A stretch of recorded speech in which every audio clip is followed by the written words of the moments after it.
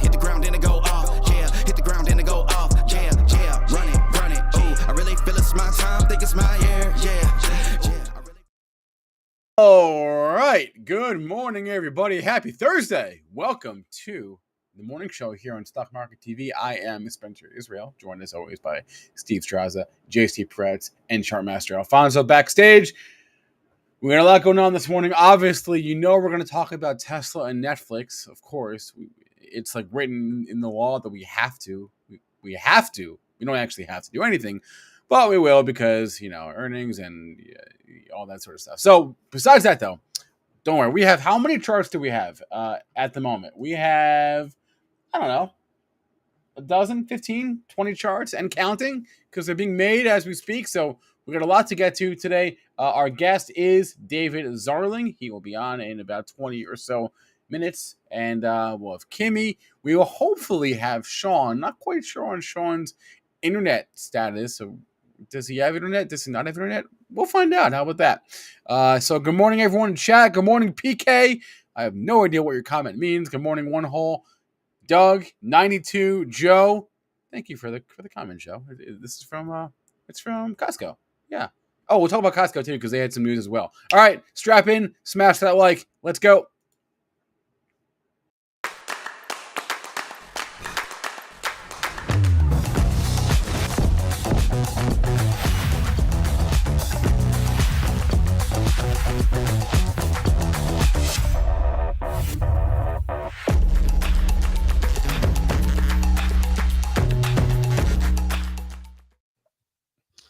Good morning, folks. Good morning. How's everybody doing today? Doing all right. I like that shirt, Strazza. You've been hanging around with the Shaffers a little too much lately? No, my bull market shirt game is still nothing like Brett Schaffer's. I can only try. Man, these Shaffers just hanging out in Cabo all the time. Must be nice. Leaving the dog with Mary, you know, must be nice. Big game. You know, I am going to I'm entering Philadelphia at night. Dolphins at Philly on Sunday night, and I'm not good at keeping my mouth shut. Am I gonna be all right, you think? They're animals, man. Be careful. Yeah, it's the third world out there. Watch out. You know, I tell it like it is. So I'm just saying. Should I behave myself or what? All I'll say, there are sports fans and there are Eagles fans.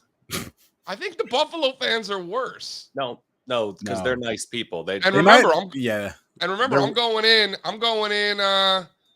as a Dolphins fan, not a Cowboys fan, not a Giants fan or Redskins.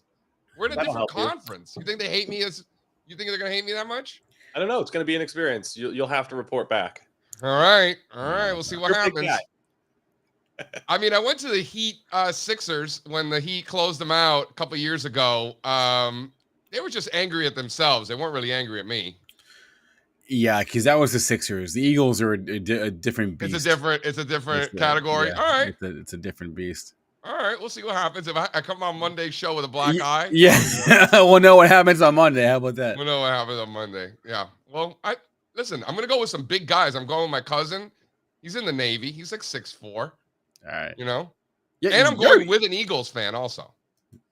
That'll definitely help. Who's also like 6'5", 6'6".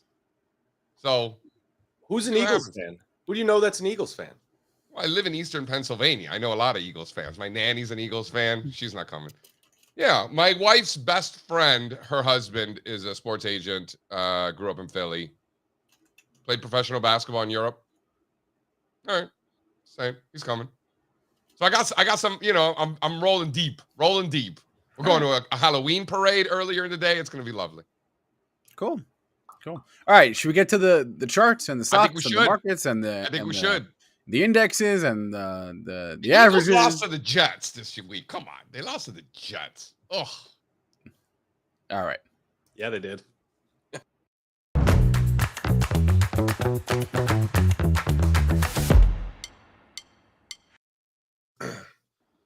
All right, I think this is a big one, Strazza.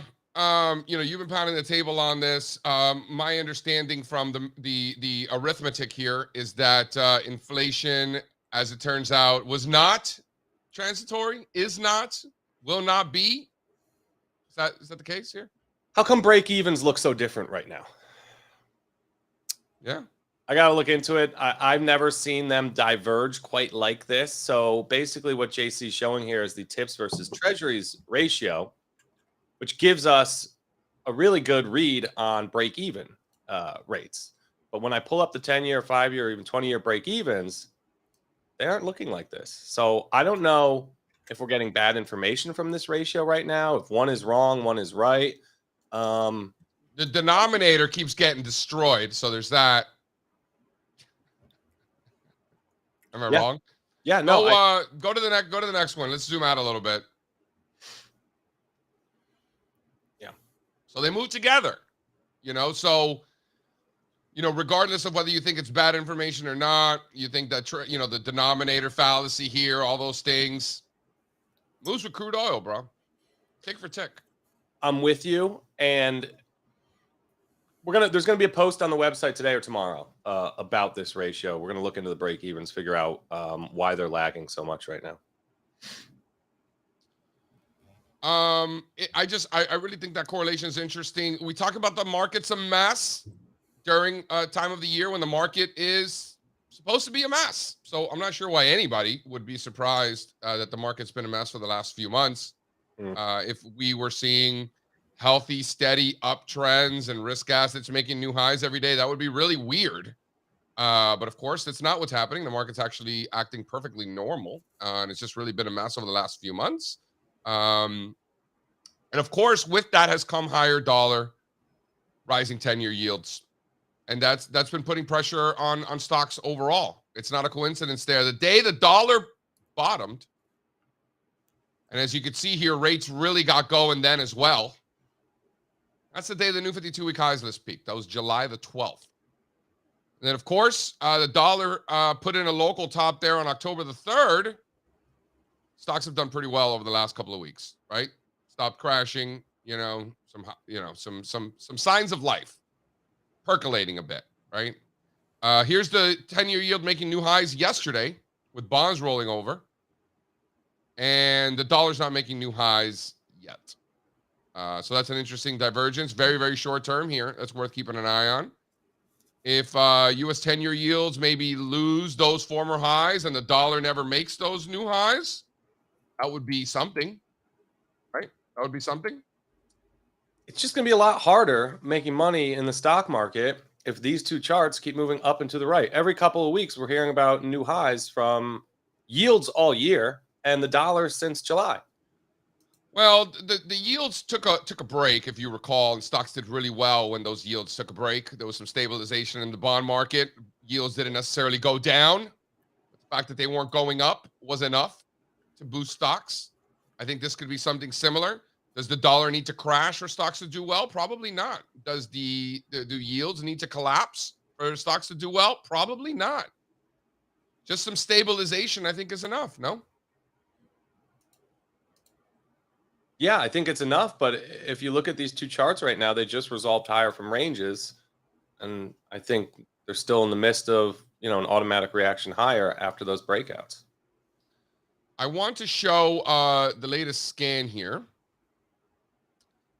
Throw up slide 1, Mr. Spencer Israel, because I think this is a great discussion that we can have in today's state of the markets, and that is dividends. The fact that you don't make money in dividend stocks by buying stocks that pay high dividends. Mr. Strazza, can you tell the kids why that is the case? Because one would think, logically, you're trying to make money in dividend stocks, you go buy the ones that are paying you the most. No, tell me why that logic is flawed. We want the stocks that go up the most at the end of the day, right? Because a stock that's going to pay you via capital appreciation more so than a dividend is going to return far more than a 6-7% dividend yield, right? Because these high yield companies tend to be very slow movers. Of course, yes, sometimes you'll get a cyclical stock with a high yield. Sometimes they're great opportunities. Other times they are traps. But for the most part, if you see a 1.5% yield, 0.5% yield, that means, and the stock's coming up on this scan, right? Because that means they keep growing it. It means that the stock price is moving so fast that even though they keep hiking their yield or their dividend payout, that the yield can't keep up. There was a guy. I'm sort of addicted to like a lot of like the investing subreddits on Reddit, and there was a guy the other day bragging that he will make $1,000 in dividends this year, and he was getting dunked on so hard, right? Because based on his invested amount, you can make more than that in a savings account. But the point was, don't get suckered in by the shiny object of a quote unquote high dividend yield, right? Because can you do the full screen, because the lettering is a little small here. Yeah, I got you. Maybe we can work on the scan a bit, but these are stocks. This is the way I look at it. This is a great pond to be fishing in, right? It's really that simple. These are companies that have been able to raise their dividends every year for 5 straight years. It might not be the highest dividend of them all. You want to put it up, Spencer? I just had it up. What happened to it? It might not be the highest dividends, but the fact that they have the ability to keep raising it every year, they're doing something right, Strazza, right? They're doing something right. It's a quality filter. A quality filter. Like That's a lot of our way to put it. filters, right? And then let's just talk about some of these energy names right now. Hold on, quickly. Let's remember that dividend aristocrats have been raising their dividends every year for 25 straight years. By the time a company has done that, you're probably not early in the cycle, right? Well, they're mega caps usually. They're mega caps already, likely. But either way, regardless of market cap, it's probably not early in the cycle if they've done this for 25 years. Yep, so 5 to 9 is a really interesting sweet spot. If there's any flaw in our work, is that we're not focused on that 10 to 15. I think we should. So these are 5 to 9 straight years. I think we do like like a senior aristocrats or something. The older, right? It'll bring more financials back onto the list. Yeah, like a millennial aristocrat, Right now, though, there's an interesting situation with energy, because most energy names, most 2015-16 was really bad, right, for energy markets. Crude oil was crashing.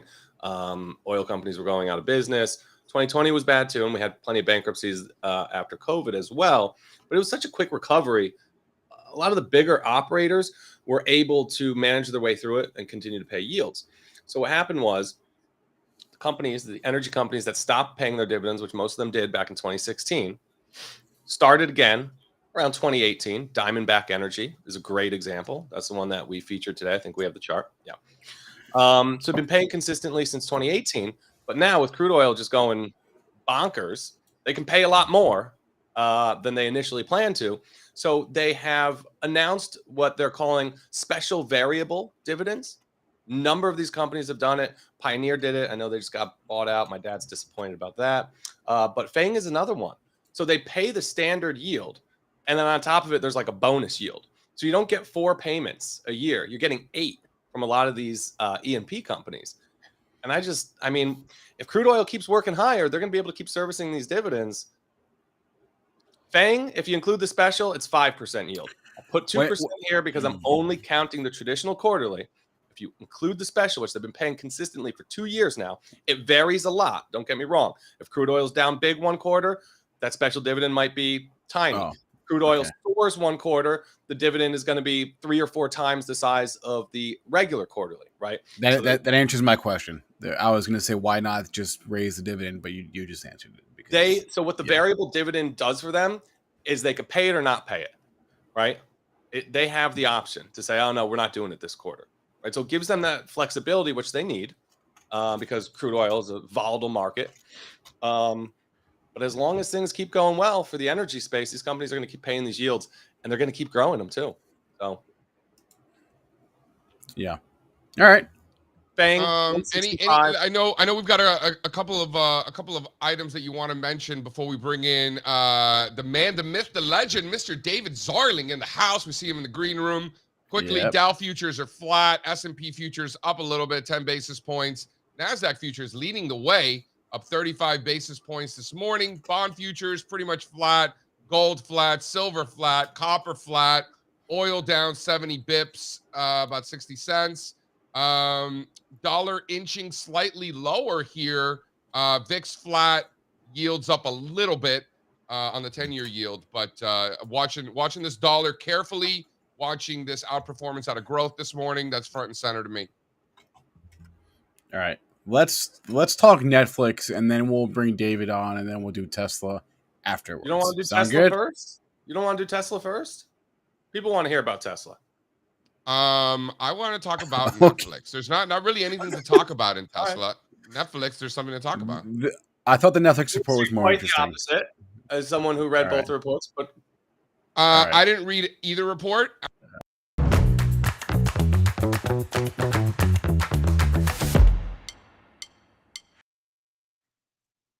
I'm not going to read these reports. You actually All right. So the Netflix report, there are the numbers on the screen. They beat on the top line, beat on the bottom line. They added more subscribers than the street was looking for. They added about 2.5 million more subscribers than the estimate. So that's pretty good there. They are also raising prices. They talked about that on the call as well. They're keeping their ad tier at $7 a month, but they're raising their tier, the basic and the premium tiers above that. They're going to raise that a couple dollars each starting today. They've already raised once this year, so now they're Yes. raising again. They're raising again. Yes. And they still can't hit their revenue estimates. I mean, this is in line. It's not a beat on the top. All right. This is a company who's struggling to hit its sales forecasts right now. Can we show is a cost-cutting exercise for a big company. They talked about this, I don't know, 3-4 years ago, that they were transitioning from a hyper growth company to a more mature profitability company, right? Thanks, Netflix. Yeah, that's funny. What? I said thanks, Netflix, for letting us know. If you can put up slide 26, 27, please, we can see that the big concern about this company was subscriber growth not happening anymore, right? We saw it happen there for a couple quarters. It looks like they're back on track now. Okay, now some of this they said is due to the password sharing crackdown, so we don't know how long a term of a trend that the password sharing is that like shrinkage? That's like shrinkage, right? Maybe Netflix's version of shrinkage, actually. Yeah, kind of. So, but you can see if you look at the right hand, the far right bar in each of these years here, you can see them sort of get back on trend, right? So for the last 2 quarters of the year. So are you saying year-end rally for Netflix subscribers? Is that what's going on here? I'm saying they're back on trend. Seasonality in the holidays. I'm saying they had a couple quarters there, and you can see it reflected in the stock price where they not just did they not gain any, they lost subscribers, right? Which is a big freaking deal for them to go from growing to straight up losing, right? And they appear to be back on trend in that category now. I say appear to be because obviously it'll take a few more quarters of data for us to really see the password sharing thing and see how long of a tail that has. But it does appear like they're back on trend, and that's why the stock is up this morning. But let's take a step back. This is a company that for 10 years was growing their top line like crazy. Didn't have to crack down on people sharing passwords. Didn't have to hike prices. Dude, we've been sharing passwords since I was in college, bro. Are you kidding me? We had a Netflix account like my sophomore year of college. This is like 2001. Can you throw slide 1 so we can talk about something important? Let me finish my point. Hear me out. Okay. Now all of a sudden they're cracking down on people sharing passwords. They're raising the price of the subscription. They're doing things that they never had to do in the past, and they still can't hit the revenue numbers. Right. Can we throw slide 1 here to talk about? They did. You're saying they can't, and they did, but okay. Listen, at the end of the day, none of this shit These matters. companies should beat at their multiples. They need to beat. Yeah. It's not them that's beating it. It's the analysts that are getting it wrong. It has nothing to do with the company. Let's understand something. The stock right now is at 400. There's been a lot of market memory here in this 400 level going back several years.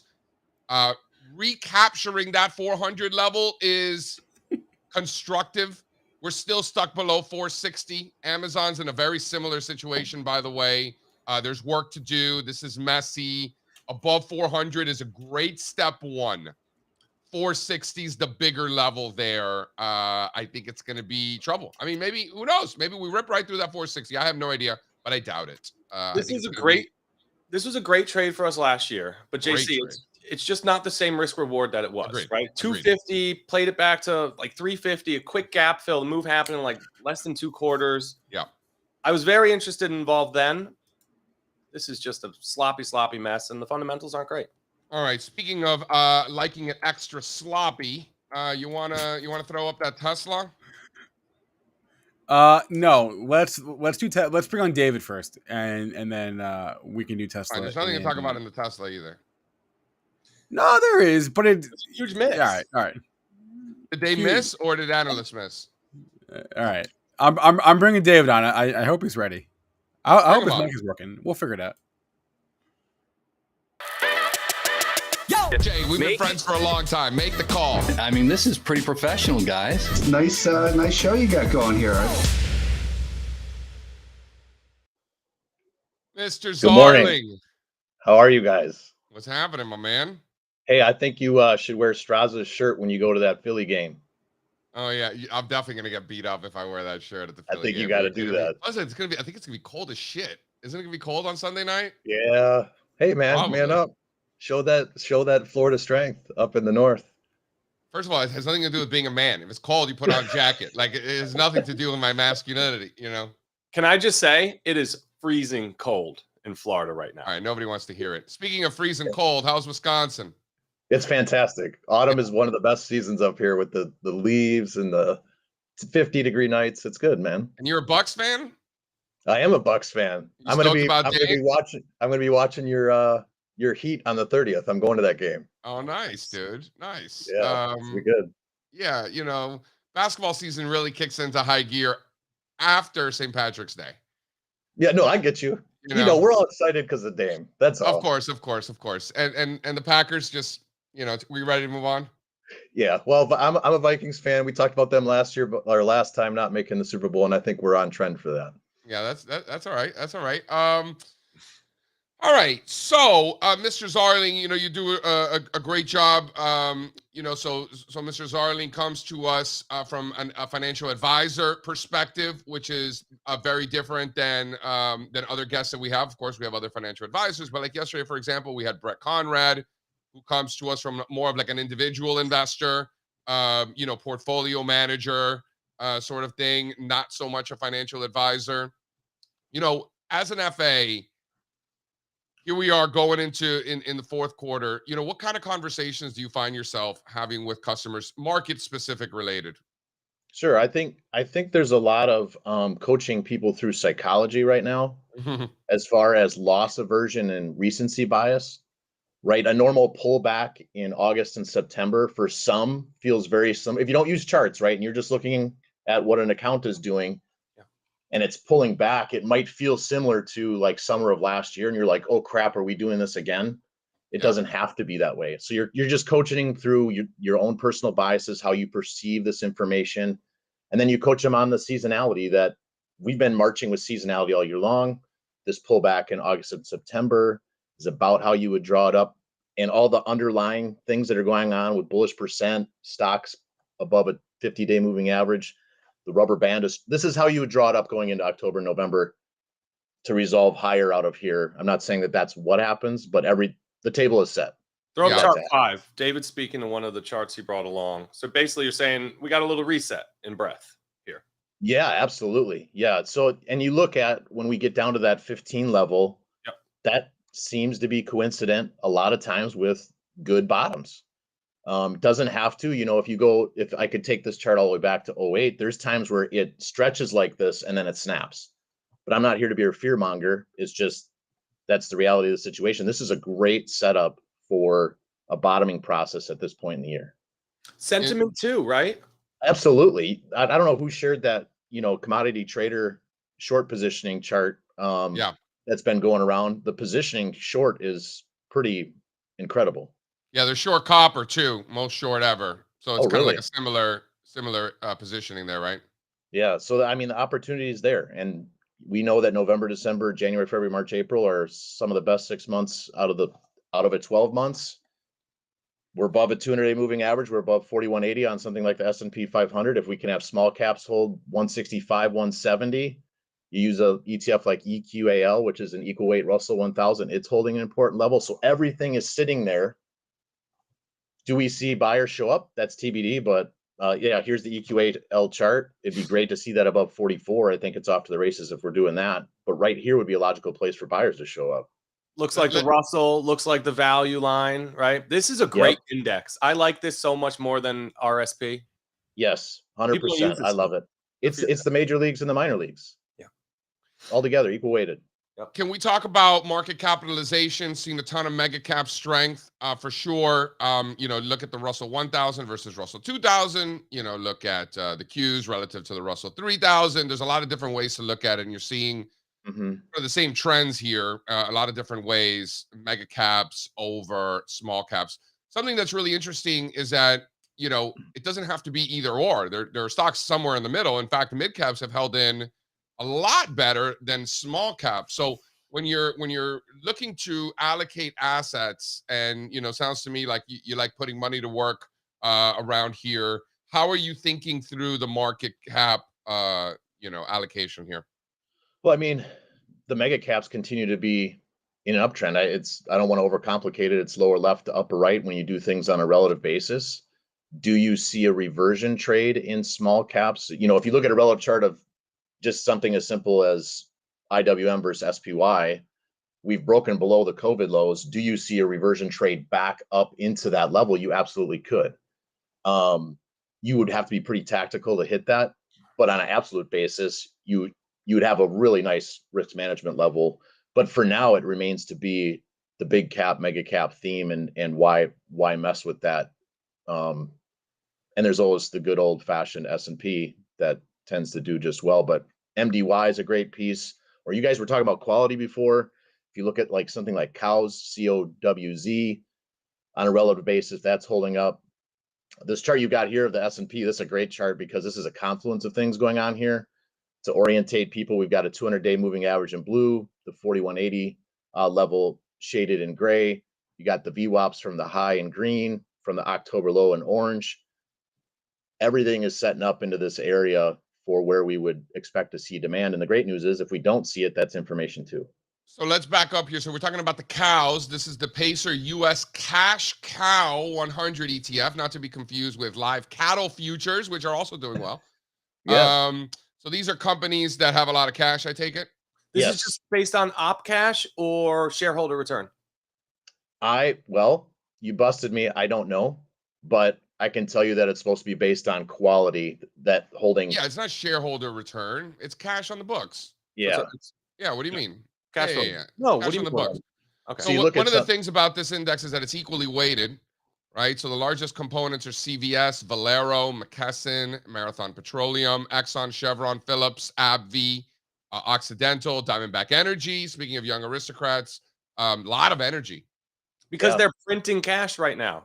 Right. It's 32% energy. How many American indexes can you think of that are 32% energy? How many global indexes? I would love to I would love to see a time series of how that changes over time, because I'll bet at other parts of the cycle there's close to no energy and stuff. Dude, 6% tech, 6% industrials, 2% communications, 17% healthcare. So you got 32% energy, 17% healthcare. So half the index is energy and healthcare. You got consumer discretionaries at 15%, basic materials 13%.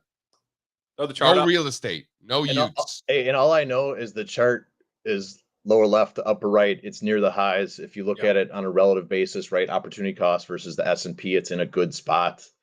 So I don't want to value X financials, because there's no financials in this index. It's like value X financials is what this index sort of seems like. And do we really want to be messing with financials? There might be a time for that. You look at some of the, if you look at equal weight financials versus equal weight S&P, that's fascinating to me. But yeah, because now you're eliminating that mega bank exposure, and now you're bringing in the insurance stocks. You're bringing in these capital markets companies that do great. Financials is a broad term. Yep. Insurance doing well, breaking out to new highs. Dude, these companies Chubb and Progressive, Yeah. Allstate, MetLife. Beasts. Look at Absolute Marshall beast. McClendon, Aon. These things are horses, man. Yeah, that's right. Exactly. So some things continue to be in a bull market, some things don't, but that's markets, baby. Like there's things in uptrends. For every cattle futures, there's chicken wings. There's uptrends and Yeah, man. Thank downtrends. God these chicken wing prices came down, man. That was a bummer. That's right. Remember that? Yeah. You can't have that. Lemon pepper, that's the way to go. Underrated lemon pepper. Lemon pepper. So is that, oh man, so you're a rub guy? You like the rub on the wing rather I than do the like the sauce? rub on the wings, and I recently discovered the avocado oil. So you toss it in the avocado oil before baking the wings, and yeah, and then you toss it in a little butter, lemon pepper. When are we coming over? When are we Come stopping over by? whenever you want. You want to hang out with 3 screaming kids? You're always welcome, bro. Hey, I've done it before. I got 4. God One bless. of them's in college and has my Netflix password. Listen, I don't know nothing about any slippage. You know what they call it, shrinkage. I don't know nothing about no Godfather. What's going to be the best performing sector between now and Valentine's Day? Valentine's Day. Well, I think you have to go with the things that got you there to this point, and I'll say communication services, energy, and tech. How come nobody I talk to likes healthcare? Because I talk to a lot of people. Oh, wait, and just because I hold didn't on. say it. Just because I didn't say it doesn't mean I don't like it. Touche. Okay, I talk to a lot of people, and I talk to a lot of people that talk to a lot of people. Nobody's talking about healthcare. It's the largest component in the Dow, second largest component in the S&P. I'm with you. But when you look at like medical devices, it's an absolute crap show. But Yes, if you that's look right. at like what part of healthcare are we talking about? If you're talking about providers, great. Yes. If you're talking about medical devices, I don't want to touch it. Or biotechs. Right. Or biotech, you could be, and that that's a pair trade. You could be long XLV and short some of these other things. And then Those it's are a hit or options. miss on the. It's a hit or miss on the drug manufacturers, right? Yeah. Right. Pharma, Yeah. they're either great or terrible and nothing in between. Right. Exactly. But yeah, there's a huge diamond consolidation going on at XLV. I think last time in June, we were talking about United Healthcare and a level it was up against, and it Did you since just did say respond. diamond consolidation? It's Well, like a I did. rectangle pattern that doesn't Someone look should like a get- rectangle. I think that Zarling gets a gold star today for his diamond consolidation. Not too many of those out there over time, No. right? Nope. Aren't Well, they supposed? I feel like diamond consol. I like how you said that because these diamond formations, the book says that they're Diamond supposed to be reversals. Yeah, they're supposed to be a diamond top. They can be. It's Bullshit. like same thing. We call in our office. We call them head and shoulders consolidations. Yes. They're not anything until they confirm one or the other. Same thing with the diamond. Like you look at Boeing back in 2018. That's also a diamond consolidation. It happens to break down. Does healthcare move to the upside? I'd love it. I believe it's the second or third largest component of the S&P, and if that's happening, second. So I mean, largest component of the Dow. So is that what you're calling for? You're saying into Valentine's Day, we're healthcare is the leader? I think I don't necessarily think it's going to be a leader, but I do think if you think that the S&P and the Dow are going to make new all-time highs, I think healthcare is going with it. It's got to be involved. David, you know what I'm absolutely. saying? So I think that's part of the puzzle. Yep, yeah, 100%. Just math. Completely agree with that. Yeah, right? It's just it is. I mean, it's literally just math. Yes, we've had a lot of our technician friends on here over the past few weeks, and it's been mostly the same answer: communications, tech, or just tech, and energy. I think it's awesome that people are positioning themselves or planning for those two groups to work at the same time. So I think that might be counterintuitive for some. Yeah, and I do think, I know you guys were talking about 10-year yields. I do think it's interesting the negative sentiment out there on bonds. We do not hold bonds other than T-bills for our clients currently. But if there's reversion here, I'm open to it. I received a phone call yesterday from a financial advisor. They got about $1 billion, right? And this particular financial advisor with about $1 billion AUM is saying, JC, it's got to be time to be buying bonds. Until it stops going down. How are we not buying bonds is what he's telling me. Yeah. Well, and we do a monthly presentation for our clients. We had about 200 people yesterday, and the Q&A session was all about bonds and bond yields and getting that 5%. And how can we not be, that's got to be the play. I'm not sure. Because if you did that last summer when everybody said it was a no-brainer, it couldn't have been a worse idea. Right. Correct. And then some are even talking about the longer duration. And our point was just how about we have the longer duration stop going down first, and then let's own it. And maybe we get that, but until we do, the trend is up in rates, and And you don't want to consider like maybe high yield as an alternative or something like that. Well, if you're gonna play in the yield space, why not AMLP or like some MLPs, right? It's Right. the energy play. AMLP is going out to a new high. Yeah. You're yielding about 7%. Why would you not do that rather than play? Because treasuries have the same volatility as stocks right now. Yeah. No, I'm with you. I'm totally with you. Better than Utes or REITs. Right. Yeah, exactly. Yeah, I mean, and you might be on the opposite. We want to be on the opposite side of that trade as far as REITs go. But yeah, it's an interesting time because of the range in a lot of stocks, the range in something like a Russell 1000, a Russell 2000. From hard markets come easy markets. I'm not here to say the easy market is about to be here, but this is about where it would start. November is notorious for being the kickstart of a new leg. Do we get that? I don't know. All we need to do is look at 4180 on something like the S&P, and that's going to give us a really good clue on if we're above that, buyers are in control. If not, we got something else on our hands. So just under 4,200. Yeah, just under 4,200. It's an important level. It's where we saw sellers show up in the past. There was a big gap there in August 22 with a accelerated move down. That's kind of an important spot right in there. If we can hold in there, and if you do some, Dan Gorkuber on our team does some volume analysis, and there's some pretty big energy being built up right in here, and so we'll see which way the energy releases. How is Gorkuber doing? Oh, he's fantastic. He's got a 1-year-old, so he's chasing around too, JC. Yeah. He's still fit as a fiddle, running his half marathons and things like those old guys can't do anymore. Oh, he's one of those overachievers. Yeah, but he's doing good. I'll tell him you say hello. Good to hear. Good to hear. How's our boy Ian doing? He's doing fantastic. He just had a second, so he's changing diapers too. So, and then another guy might take. We're very fertile over here on the Adaptiv team. I could see that. Yeah, the third analyst, Kevin Ferrari Hills, had a baby too. So everybody's doing great. Family men. We love that. Listen, nothing wrong with that. Listen, we're this is a family environment here at All Star Charts as well. One day Strazza might be joining in. Who knows? I don't know. Hey man, he's wearing those shirts. Yeah, he keeps wearing that shirt. It's happening. Yeah. He's bringing sexy back. That's right. That's Strazza. I love that shirt. That's from when you went over into Asia, right, Strazza? It is. That's right. Thank you. Yeah. Did you get that in Thailand? Yes, I did. Look at this guy. Those are threads, man. I want to get back to what you were just saying. I'm really curious as to what your clients are asking about. So, all right. So chomping at the bit, asking about bonds. That's understandable. Where else is their head at? I love hearing from investors and sort of what they're seeing. It's really that the nerves about, because there's so many negative narratives out there, whether it's the war in the Middle East or recession or politics. There's are they really worried about elections next year? Is that already started? People are already, yeah. Unfortunately, when you get into retirement, you have a lot of time in your hands. And so you watch the show, and we talk about this. You watch the shows you shouldn't be watching because all they do is stir you up. But yeah, people are already thinking about the election. It's a reality, but we walk them through election seasonality and the fact that no political party has no one has an advantage over the stock market. When you go back historically, it's about even returns regardless of who's in power. It's just where the money flows. Like you think about like a Biden administration, right? It's supposed to be a liberal administration. What are the worst stocks during the Biden administration? Energy, renewable energy, clean energy, and pot stocks. And I was going to say pot stocks. You beat me to it. Okay, now you flip it, and you know what some of the best stocks are? Uranium, coal.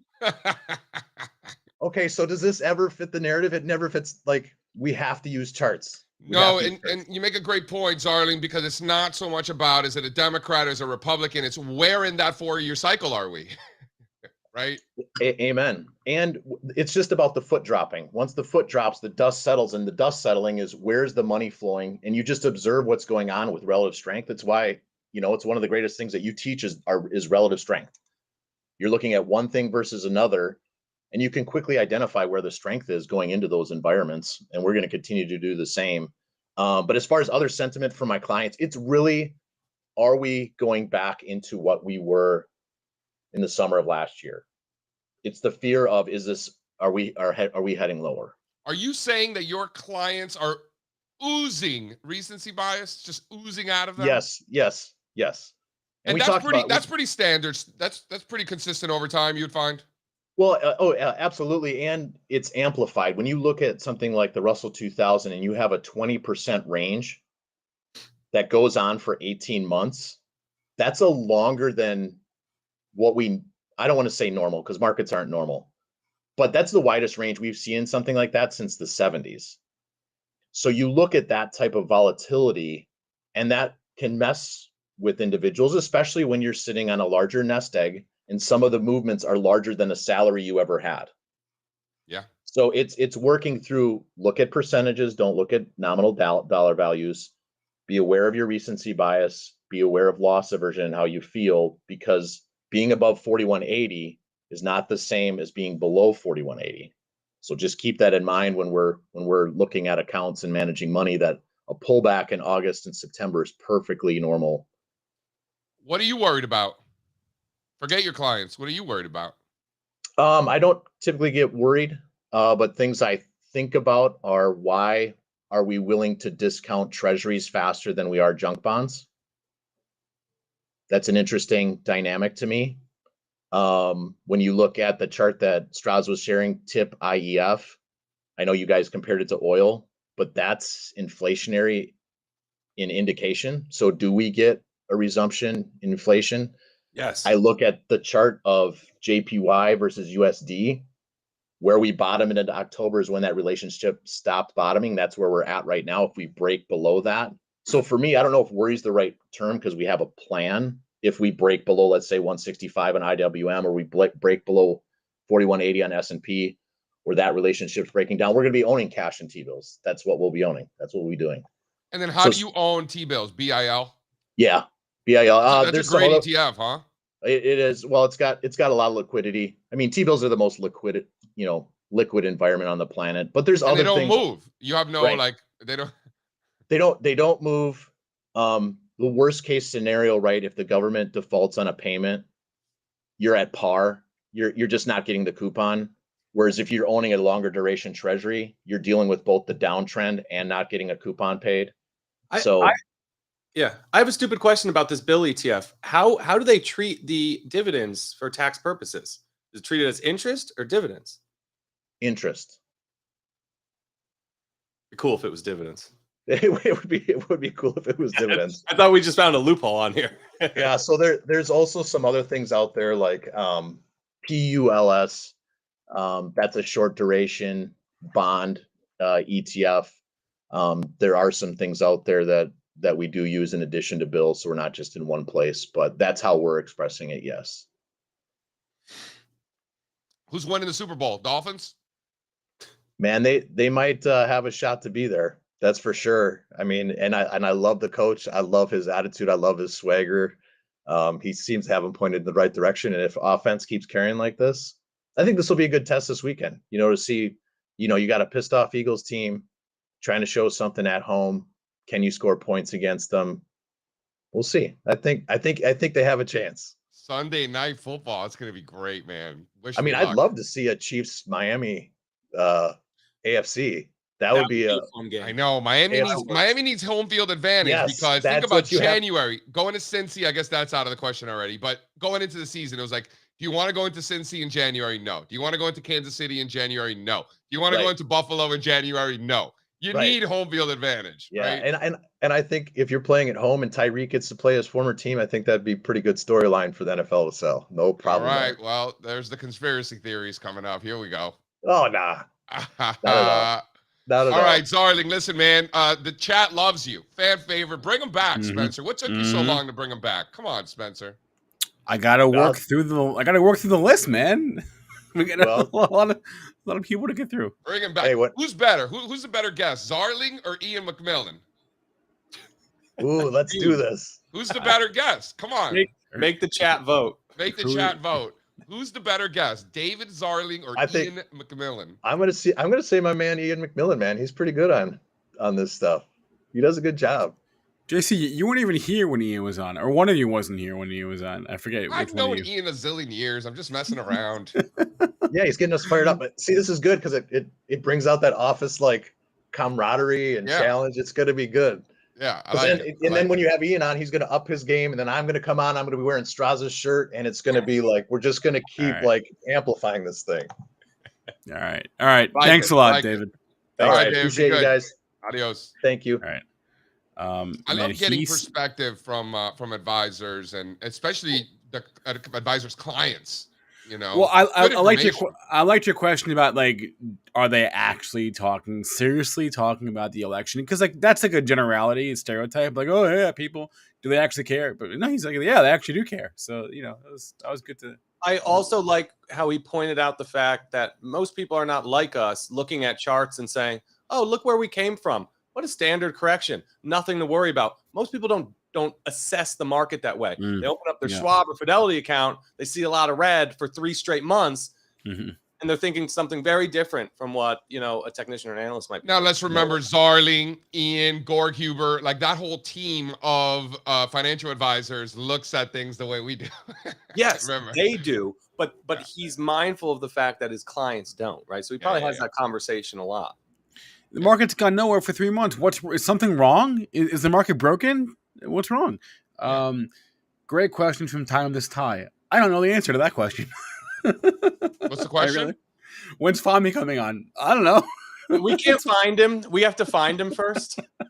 Joe Fahmy, this is true story. Joe Fahmy turns 50 next week. And Joe Fahmy around his birthday is in Las Vegas a lot. I was just gonna say, I know what's going on for the 50th. There's a lot of concerts in Las Vegas these days, and Fahmy's going to all of them. Good for him. All right, Fahmy's living his best life. We don't have Joe, but who we do have. Real quick, can we take this one from the chat? This is a good one. Quick.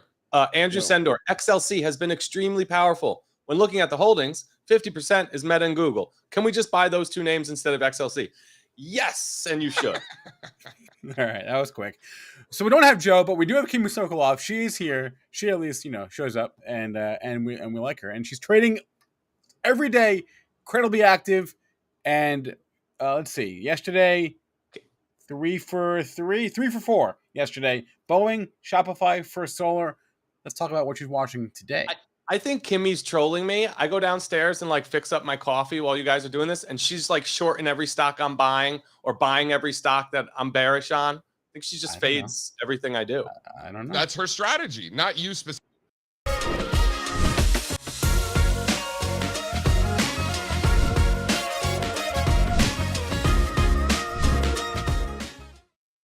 Kimmy.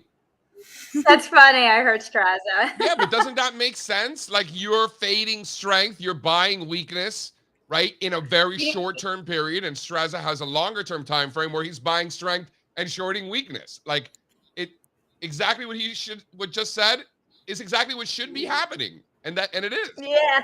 All Kimmy, is right in the world. Is it true if you ain't fading, you ain't trading? Is that true? That's a good one. I like that, Spencer. I like that. Oh, you've heard that before. Come on. Come on. Yeah, that's cute. I like it. Joe Fahmy. Oh, wow. I haven't heard that name in a while. He's good. You had us do like a little event together, JC, a while ago. Like a happy hour with traders or something like that. Yeah. It was fun. It was long cool. time friend. We go way back. That was during COVID where you were like, Kim, what do you have? I had Gatorade. I had nothing to drink in my apartment. Kimmy has a couple of glasses of wine. She starts getting wild. All right. Yesterday, Boeing, Shopify, First Solar, Netflix. Netflix. No. Yeah, Netflix. I stopped out of 2 days ago. Right. 2 days ago? Yeah, 2 days ago. Right. And, it was earnings. And I know that name. It's like either going gap up 40 or down 40 or 50. And I was like, here we go. I was like, gonna stay with it because it was small position. I was like, probably should have, but shoulda, woulda, coulda, right? Listen, you That's stay all right. disciplined. You avoided earnings. It's a crapshoot. Like for what, right? You don't need that in your life. Like, if you got Right. caught on the I wrong saw side of this earnings. trade and you're down 60 points, like that's not. Yeah, that one, right. That one is hard to stay in. Me like doing a 10, 15 point move against, I'm okay. But like 40, I'm like, whoa, I am surprised. I must say that I even though like what you said is true, and we shouldn't be surprised by this whole Netflix, volatility. Man, this is a big move. I'm I know. Like, was it that good, the earnings? I guess so. Was it that good, or were the analysts just that wrong?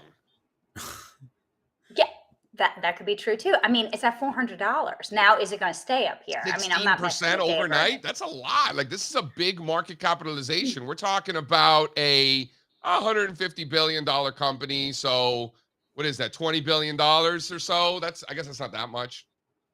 Yeah. So, we'll see how it hangs around this 400 level. I mean, I'm not bothering with today. Tesla also is down, popping a little bit from the lows this morning. So we'll see. I have to say that, I mean, look at this market. I mean, yesterday was just like everything just went walloped, came back down or whatever. Typically like October, we started off low, then we had a nice bounce. You get a bounce in October, and then usually you get another pull in, and then the trend higher typically. But not we'll in see what pre-election happens. years. What? But not in pre-election years. What do you mean non-pre-election? When you look at all the pre-election years over time and you average them out, the bottom's at the end of September. Right. Well, I'm not saying we go as low, but we could pull in more, 100%, maybe a higher level. 100%. Right. And then you get that, you get that kick started in November. So you think that's what's going to happen? That's not necessarily that you're making a bet that that's what's happening, because you don't really. I mean, listen, when we were down at the lows and the spies, like at the end of September, like early October, I mean, I was hoping for one more push near the 405 level on the spies. I was really looking for that, and I would have been a little bit more saatified, but it is what it is, right? We might not get back down there. So why don't you talk to me about the Valero here? Well, I did yesterday. I couldn't get it. I was heading out for the day, so I did recommend a counter trend trade, shorten it.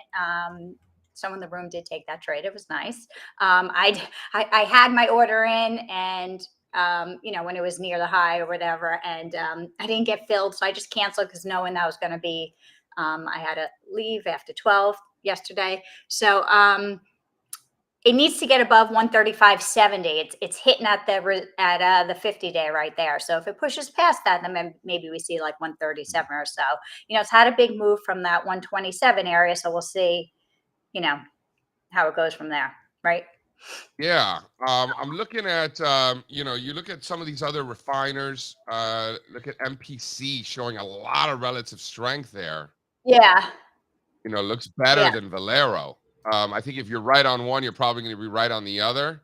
But that MPC, man, making new highs relative to the refiners index. I like where your head is at with these refiners. They're definitely popping up. Yeah, we'll see. I just love Valero. Kimmy likes Valero like she likes Alibaba. Like every morning, she's like, "Oh, what's Valero doing? Oh, what's Alibaba?" I do. But that's what when you become, if you're a trader in that, you become, you typically trade around, and you keep looking at the same stocks, 15, 20 stocks. I do look every morning, different names, everything like that. So certain names pop up. Like a couple of weeks ago, I recommended low in the room. Yesterday, I recommended cat in the room. People took it for a bounce trade off the 259 level. So I do, but I kind of like gear towards certain names, right? So. Yeah, you gotta have your list of regulars. Industrials and transports got the crap beat out of them yesterday. Oh my God, this market's I know. It is, a lot of names are taking a beating, so we'll see. All right, Kimmy, we'll let you go to your trading room if you want to get her trades live in real time as she's making them and calling them out. The only way to do that is to join her trading room. The link to that is in the description below. All right, now we can talk about Tesla. Kimmy noted that it is bouncing this morning. How much of a bounce is that? $3 off the lows. But pre-market low 224. Okay, let's get to the numbers here on Tesla. They basically came in below estimates across the board, right? On the earnings per share, on the revenue. Their margins are coming in, which seems incredibly obvious when you think about how they've been lowering prices on their cars. The theme of the call was affordability, right? Affordability of these cars. Actually, two themes that I saw: affordability of their cars and how freaking expensive that they are, right? And so they need to bring those costs down, and also production of the Cybertruck. They Elon did a pretty good job of lowering the bar for themselves going forward. Talked a lot about how hard that will be to get going.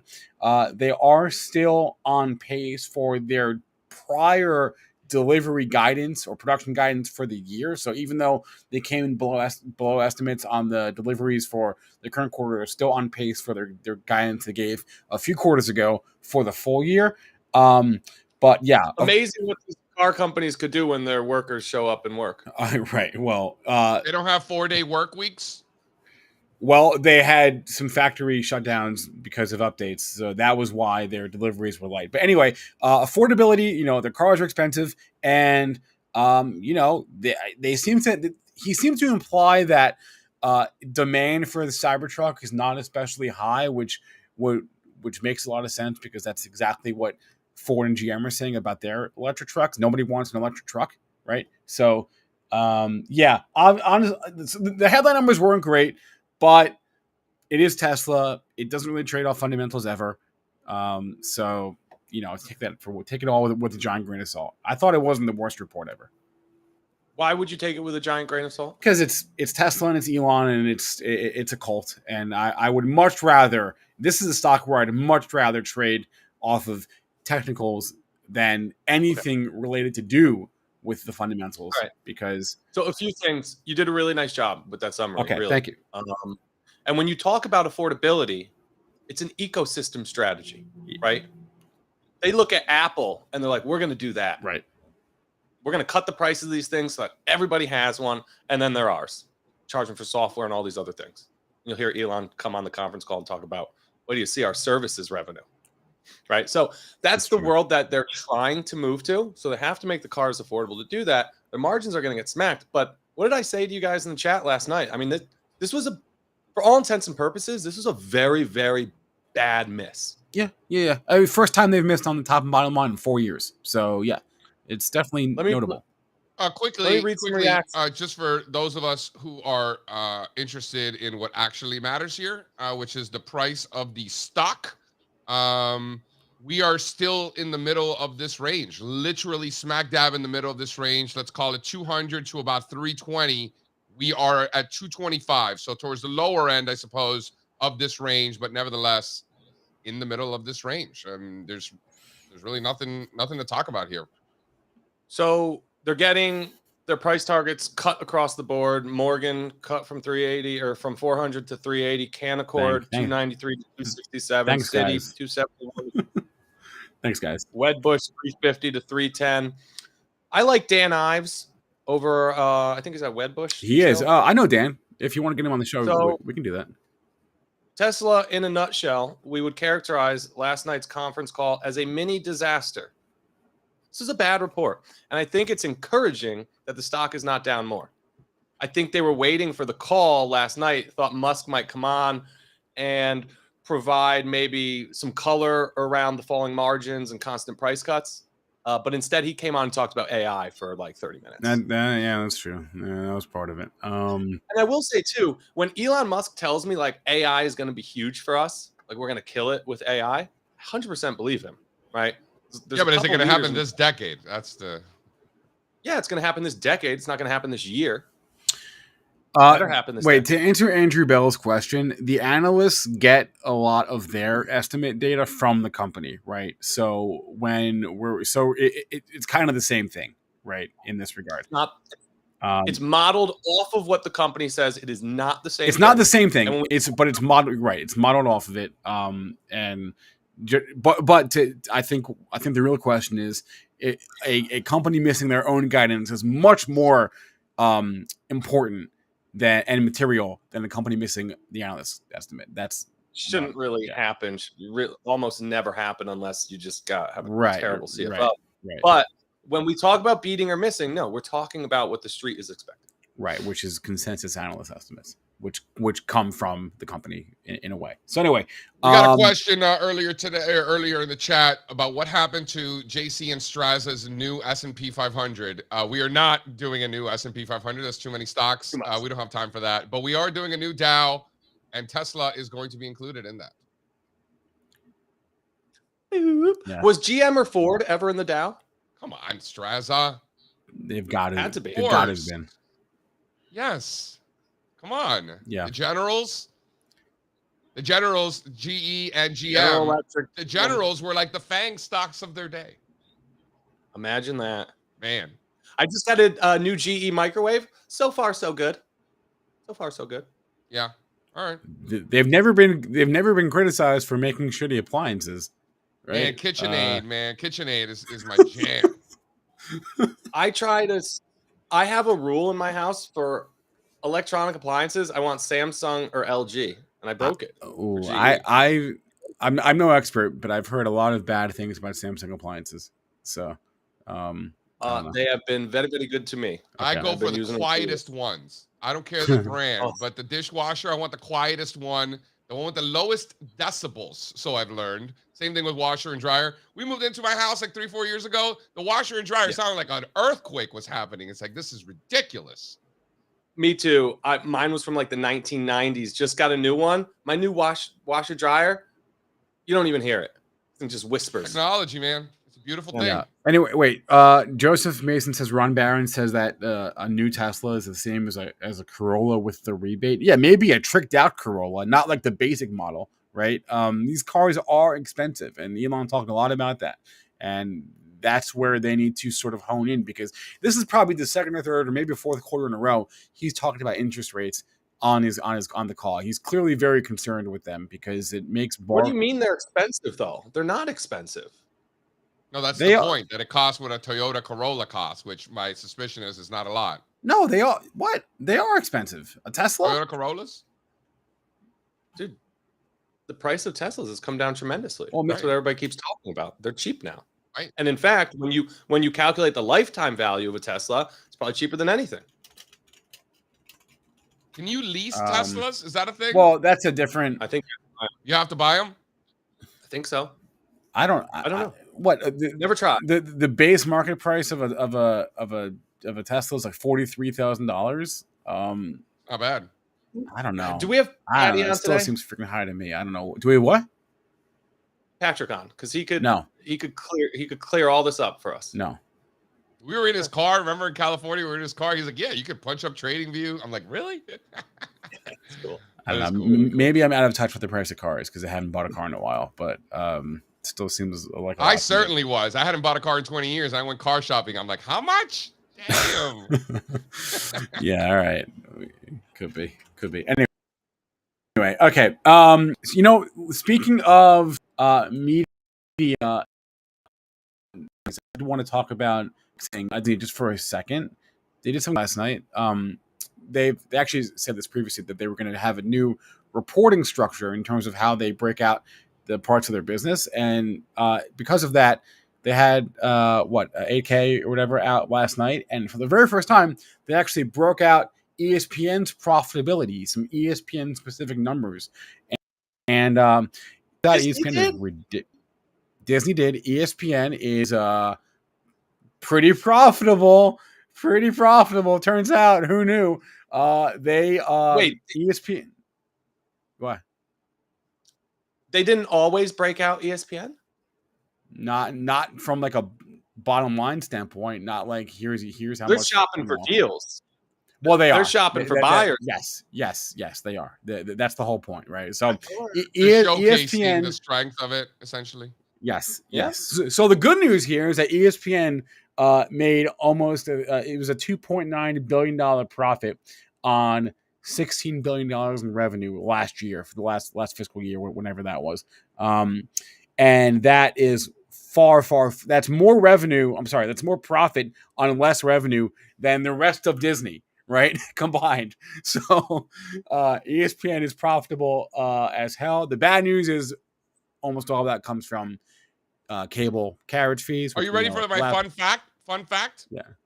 Yeah. Disney as a company Turns 100 years old this year. It was actually Founded in 1923. I think it was like 2 days ago. So founded in 1923. Netflix is bigger than Disney Yeah. by $25 billion. How do we feel about that? Embarrassed if you're Disney. I mean, I watch these Disney cartoons from the 1930s and stuff like that, like Cinderella and Sleeping Beauty and all these things. You keep mentioning that. It's fascinating to me just how good they were. I was watching this Disney documentary on Peru that was recorded in like the 1940s. It was fantastic. I never knew so much about Peruvians. I mean, Tesla's worth more than all the automakers combined, and it's a 15-year-old company. And 10 times more than all the automakers combined. And how old is Ford's 109? Right. Is 91 years old or whatever? I mean, yeah. It's just fascinating. Fascinating. Oh, Disney's thinking is nothing new, but AT&T coming out here, Monster Beat, that's a little different. Huh? Can we look at this chart? But you know what? I did not look at stock this morning. Yeah. I actually looked at the stock at all this morning. It tends to not move. Oh, huh. Wow. How about that? Throw up chart one. It's already it wasn't. It's already off its highs. Look, there's a level here. If you like, dividend diving. 15 is the level. If you like to live dangerously, just saying, you want to be long. You want to be long against that. Pays us almost an 8% dividend. You think you're going to get that? No. But if you think the company's not a zero, you'll get paid something. If you think the company's not a zero, this is where you buy it. If it's above 15 and you want to be long AT&T, I don't hate it. I think there are better trades, but I don't hate it. Can we talk about some other stocks that are often shopped as or marketed as dividend traps, which right now I think are not? A lot of people have been coming on talking about MLPs. Not a dividend trap? I don't think so. Listen, get 10% from some of these things, more. Economics are good right now for them, right? Higher crude oil prices. I think they're going to be able to pay those yields. I think there's a time and a place to buy these MLPs, and that's now. This is truly a bull market for energy. I'm not saying these are something you put in your portfolio and hold forever. I'm not saying that at all. But I think you can hold them for a year or two, maybe 3. Energy prices keep ripping higher. They're going to pay those yields. They're going to raise them too. I like Zarling's approach here. You're getting energy, you're getting yield, better than going elsewhere to get that yield. That's interesting. And we've been talking about that here a ton. I mean, we see it. Listen, I talk about these dividend traps all the time, but you have to look into them. They're not all created equal. This ARLP, it goes up every day. It's a 12% yield. Things been great. I think there's a lot of opportunities like that in the oil and gas MLP space too. That's cool. What happened here? Stellantis bought Archer Aviation. Can we go do a little hot corner so Strazza can explain to me what the hell just happened here? Because speaking of automakers, Stellantis, that's the automaker, right? They have a big stake. Can we talk? Can we talk about this? In hot corner? Yeah. Mm-hmm. Yeah. Let's talk about this. So hot right now.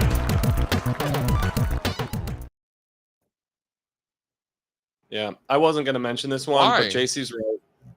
Because it's a company buying another company that already owned a huge piece of that company. So is this over? Is this an acquisition or are they just an investing? Nope, just an equity investment. 70 million. Right? Yeah. They own 16% of outstanding shares now. Archer Aviation. I guess it's a cost investment. Archer Aviation. I don't know. Maybe they make flying cars. They're an no. mobility company. The Archer Aviation is like Uber but with helicopters. That's what they are. And this was a SPAC, and I believe it's one of the SPACs that's like not funky, right? So like Joby, Joby. Joby Yeah, Aviation, same thing. They take you I think so. short distances and choppers. I'm so bullish think so. that I hope it happens one day. So I'm rooting for these companies, but you know, How much nicer would it be to just take a helicopter from Key West to Miami so you don't have to drive that 3 hours? that's exactly what I'm thinking. Yeah. Or to the Bahamas. Yeah, I mean, there are practical applications for that. I don't know what the technology is like or what these businesses look like, but now there's 2 of them. You're telling me, Spencer, because I know that Joby does that too, or is trying to do that. I thought this would Archer did this as well. It's one of the SPACs that doesn't look all that terrible. I mean, you know, there are degrees of terrible, but this one doesn't look. Why do SPACs come out at $10? What's the reason behind that? That's the par value of the share. That's just what it is. It's just like is it like a law, or is it just like a tradition? Just you just have to state a par value, and they're probably picking 10 because 1 is too low. That's just what it is. Yeah. So there's no law. That's just tradition. Well, you know what it probably has to do with? It's why they don't do 1, because then the exchanges will get mad at them, right? So, you know, a lot of times for common stock, the par is one penny. Interesting. Why yeah. bonds at par are 100? Same thing. All right, Sean. Sean weighing in here. Yep. All right, that's interesting. Well, what else stood out in the hot corner? Yeah. Did anything? BSX. BSX, Boston Scientific. A lot of call activity. 2,500. These are the Novembers. Some bullish flow, and just let's zoom out, and that's what the larger chart is. A monster structural breakout, and then when you zoom in, I like the picture. I like the picture in picture here. So that tiny little top, I had to zoom in on it because we've been talking about these failed tops nonstop past few weeks, and this is one of them. So after the breakout starts printing this little top, now it's hooking higher. That top is failing. $50, 50 to 71. BSX, one of the better looking charts in healthcare, which JC loves right now. I love it. You love it. I love that nobody's talking about it. That gets my attention. For sure. What about this little biotech? $2 billion biotechnology company called Biohaven from a little town in Connecticut by the name of New Haven. I don't know if you are familiar. How'd they get the name, you think? I don't know. Which is interesting. These Connecticut folks, you got to keep it real simple for them, you know? Well, no, I can guarantee you that the founders went to Yale. They're Yale medical students, and that's why the company is founded in New Haven. You don't think they went to the University of New Haven? Anyway. You don't think they went to Bridgeport U? Also interesting that SAC Capital, a very, very Connecticut hedge fund, is involved in this one, which traditionally they don't file Form 13s because they don't want to be on the radar. If they do file a 13, you'll never see it. But it's a G, and they filed it because they have to. Right. They probably didn't want to. They're probably trying to keep it under 5 and made a mistake. It looks like. That's probably true. That's hilarious. But listen, with a company like that, they could be out tomorrow. So hard to say with the timing. Yeah. What? No, you're right. They're playing a different game, right? These long short equity hedge funds, they're playing a very different game than Carl Icahn and Ackman, Starboard Value, and some of the other companies that we talk about, Value Act on here, right? They're in and out. They don't want to talk to management. They want nothing to do with the board. They don't want the company or anybody to even know that they're in and out of the stock, right? So just not really a hot corner investment company. But I do want to talk about why the hot corner list is so amazing. I was digging through our universe yesterday. Throw up the Adobe chart. Say it a lot on here. Oh, yeah. Trying to convince JC still. The best Form 4s are filed by the people with the most information and know-how, and those are the CFOs. CFOs are looking at the stock after it gaps down, in this case, after Q2 earnings last summer. And the CFO is looking saying, I just threw in the kitchen sink. I just gave the street all the bad news we have. We're turning the corner. We're going to smash these estimates next quarter. And our stock is down 70%. I'm buying $1 million worth of stock. That's what the CFO of Adobe did last fall. It's already doubled his money. These guys are the smartest guys in the room. They know what the stock is going to do. how it's going to react to earnings. They know what earnings are going to be in the future. They know that they can manage those earnings accordingly, right? They know where all the levers are. So when a CFO buys, you really, really, really want to pay attention. Also, interestingly enough, after the CFO bought around this time last year, about a week later, the CEO of Eli Lilly made a big purchase too, who's actually on the board. So 2 insiders bought down here at the lows, literally picked the bottom. And we do see this sometimes. Typically when we do, from a CFO or CEO like a Jamie Dimon type, he's famous for the diamond bottom back in 2018. So we'll see it again. But great job, Daniel Dern. That's him, the CFO, the guy counting the money. If he's buying, I don't think he's doing that because he thinks the stock goes lower. CFO, CEO. I'm going to go with Strazza's old mantra. If the CEO and the CFO are buying, that's a powerful combination, right? The CFO is just so much more involved in the numbers and the day-to-day. CEO tends to be a big picture guy. Every company's different. Don't get me wrong, right? But the CEO and the CFO are in cahoots. Yeah, they should be. If they're not, there's probably a problem. The older I get and look back, I've worked with a lot of smart people in my career. And at the time, I used to think the finance guys were the smartest guys in the room. But the older and older I get, the more I realize like the smartest people I've met in my career tend to have been accountants. Yeah, the problem with accountants is that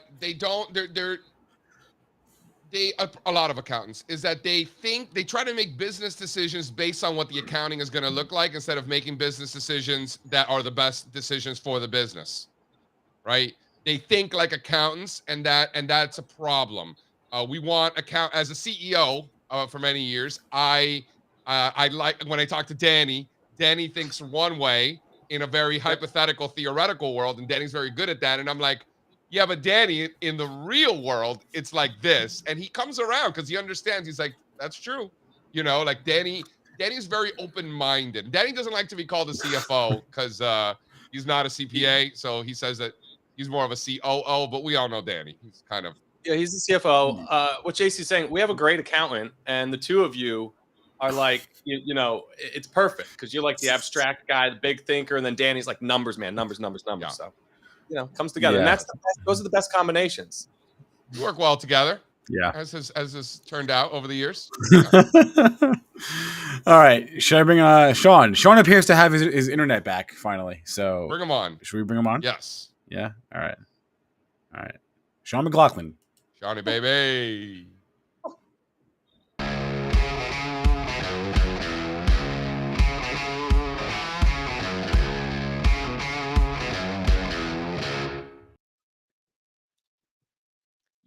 JC, like some of these guys make up their own titles for themselves at companies. Yeah. You shouldn't be CEO. You should be like Chief Chart Master. Chief Chart Master. I like. Chief Chart Master. Yeah. I'm not one for titles. You know how some people they're like, they get an upgrade in their title, but they get paid less or the same, and it's like a big deal. Yeah. Like it's like, no, bro. Was it the Yahoo? The CEO is the Chief Yahoo back in the early days. That's funny. That's funny. I like that. Yahoo. Yeah. So, hey guys, I was in the internet wilderness yesterday, as you just mentioned. My town was doing an internet upgrade apparently overnight, and it went awry. They broke something, and then we were without internet all day. But that said, while my internet was not good enough for me to be live streaming with you guys on camera, I hotspotted through my phone to be able to trade and do everything else I have to do during the day. And it worked pretty damn well all day long. So, man, technology's come a long way in the last 10 years. I'm pretty impressed. Yeah, not a bad backup situation there. Bring it in your phone, right? Yeah. It just connects right to my computer, and it's great. I mean, it worked well enough. It wasn't good enough for live streaming, but everything else, it was fine. Shawnee baby, let's have a little chat. The volatility index sitting here right under 20. This historically the time of the year where volatility tends to peak. What are we selling? Shouldn't we be selling some options here? Well, yesterday we put a trade on in your favorite bank, Bank of America, And Are we you sold being some sarcastic? puts to pay for our long call exposure. What do you think about that? I really like this trade a lot. You buy the biggest piece of shit you could find, and you buy it. Citigroup, Bank of America. I couldn't think of two worse companies. I like them both. Yeah, look, I'm looking at that back chart right now, and it's definitely not a chart that I like. These are not the charts that I try to make a habit of buying. But when we can be tactful or tactical, excuse me, and have a very nearby risk management level that we know that, hey, this thing's either going to work right away or it's not going to work at all, then I get a little bit more interested. And with Bank of America, we have that level here right around 26. And I mean, this thing's trading at 27.5 right now. 26 is the level that if it can't hold 26, then that downtrend that you're looking at since early 2022 is looking for a lower low, and we don't want to be involved. But there could be a nice little pop back to what was that, June highs, back right around 32 in that chart. That's not a unreasonable place for this to bounce to if banks and stocks in general are going to start finding their footing here and going higher. Bank of America to 32. I'm not going to call it a slam dunk, but it feels like an easy move, and one we could profitably participate in. I like this trade. It's more of a bottom fishing garbage here, looking for rotation versus the Adobe trade that we also put in a risk reversal, and that's more trend following. The Adobe's working, by the way. Yeah, well, the Adobe trade, now that's a chart that I do love. That's the type of trade I like to be in, as you guys know. That's not an all-time high, though, for Adobe that we're near, is it? It's just no, the target is the all-time high.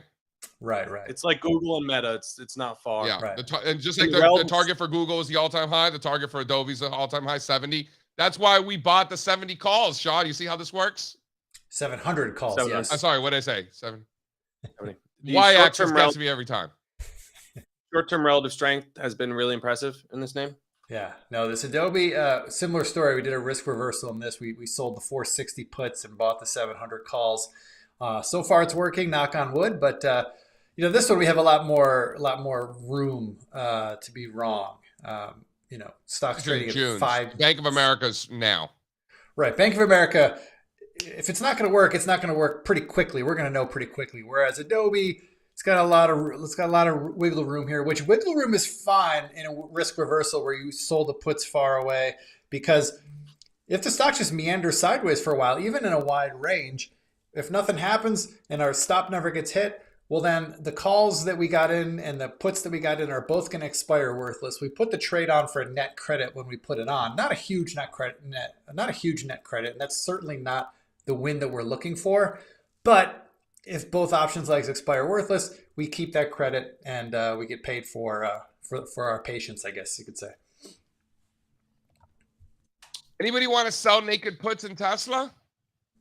No. No. I'm not even going to look at the chart, and I'm going to tell you, no, I don't want to sell naked puts in Tesla. No, don't want that. No, You could probably get some decent cha-cha for those 200s, 210s. I'm sure you can, but here's a lesson I've learned the hard way over the years, JC.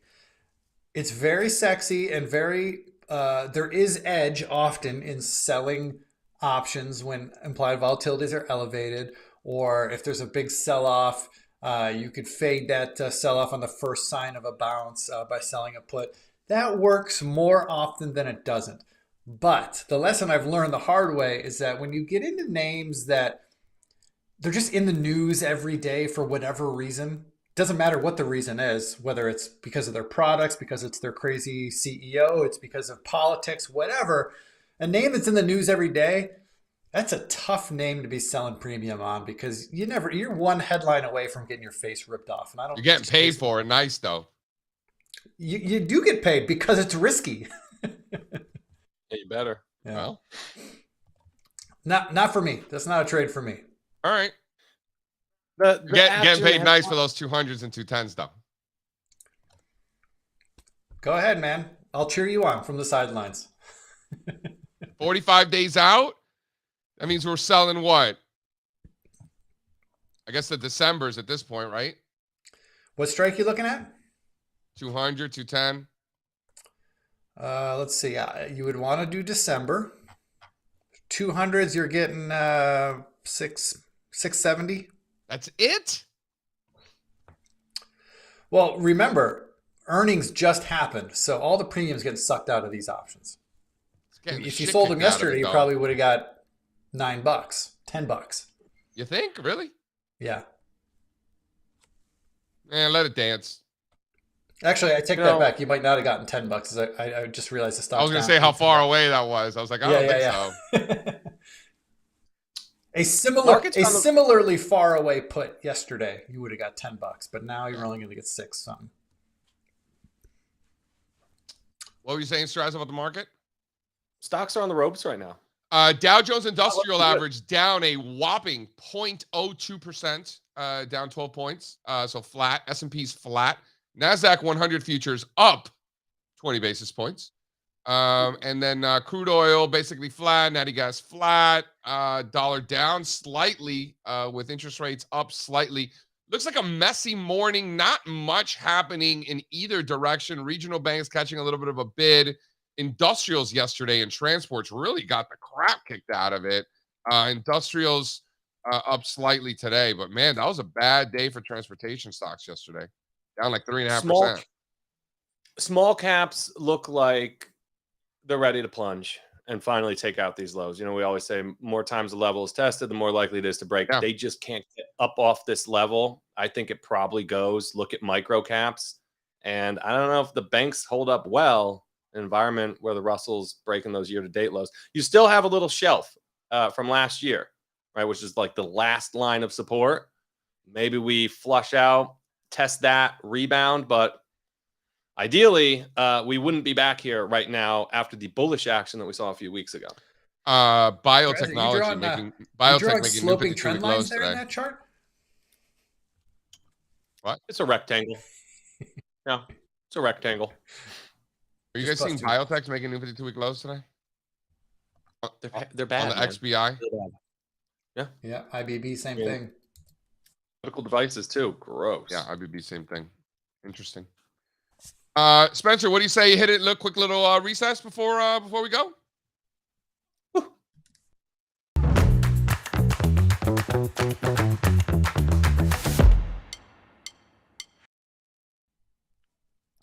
Shawnee baby, what do you got? Well, JC, I'm giving you a little preview of what you've got to look forward to as your boys get a little bit older. But I'm dealing with a son with a broken collarbone. Wow. What happened? Yeah, he roughhousing with his buddies the other day, and one of his friends fell on him on the ground and snapped it. Yeah, so he's pretty immobile right now, and it's kind of a bummer. Yeah, that's what happens with kids, right? They break bones. I was the other day taking the trash out, so we got that going. Yeah, I'm surprised it took this long for his first major injury, but it's probably the first of many because he's playing sports all the time. Yep, that'll do it. Down here, it is late October, which means the biggest event in the Keys of the year is kicking off. We have Fantasy Fest. Starts with Goombay Festival. People get really, really wild and into Halloween festivities. It lasts about 2 weeks. It's not for everybody. They kind of take over the town. It's like Jimmy Buffett's in town and doesn't leave for 2 weeks. So locals, I think, are mixed on it. I'm probably going to Miami this week. Spencer, this is Strazza's way of telling you I might not be showing up to the morning show one morning next week. No, I'm not participating. I think we might do like a Friday next week or Saturday night. We're gonna be Giants theme. Go stay in the Mondrian in Miami, like I told you. Yeah, actually, they're on hotels tonight right now. I'm about to book. Say what's up to Rob. Lives right there. I'm gonna tell Rob to show you around the Flamingo. Yeah, hopefully we hang out. Yeah, cool. All right, guys, I gotta get to work. Yep. I also got nothing. So let's hop. Thanks to our guest today, David Zarling. Thanks to Kimmy. Thanks to Sean. Thanks to all of you in the chat. Hey, we got CRL chart request live coming up at 1 o'clock. If you have any requests, email them over. We do the email requests first. So email us questions at stockmarketmedia.com.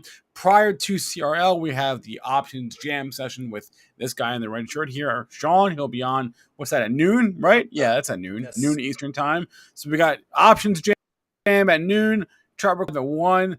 That's a wrap for the day. Everyone have a good one. Go make some money. We'll see you guys later. Any final words of wisdom? Everybody. No, we're done. Run it. I can't take no loss. I don't even know what it costs.